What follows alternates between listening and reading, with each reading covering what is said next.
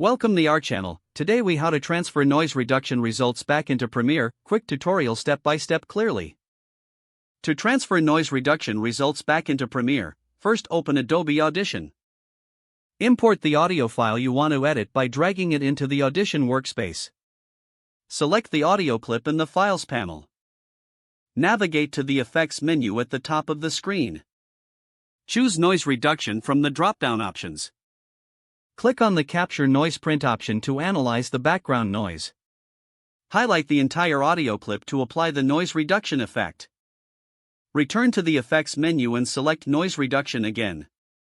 Adjust the settings in the Noise Reduction effect window as needed. Preview the changes to ensure the noise is adequately reduced without affecting audio quality. Once satisfied, click Apply to finalize the effects. Now, go to File in the main menu. Select Save as to export the cleaned audio file.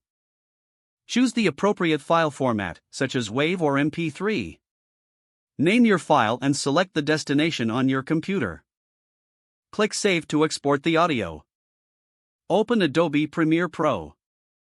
Import the cleaned audio file into your Premiere project. Drag the audio file onto the timeline to synchronize with your video. Play back the timeline to ensure everything sounds good. Your noise reduction results are now successfully transferred back into Premiere.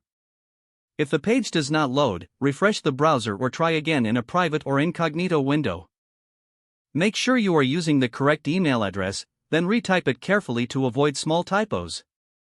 If your password is not accepted, use the Reset option and create a new strong password you can remember. Check your spam folder for verification or security emails, then complete any requested confirmation steps. Enable two-factor authentication if available to improve account security and reduce unauthorized access risk. After signing in, review your profile details so your contact information and settings are accurate and current. If you see an error message, note it down and try again after restarting your device and internet connection. Don't forget to like this video and subscribe to our channel for more step-by-step tech guides.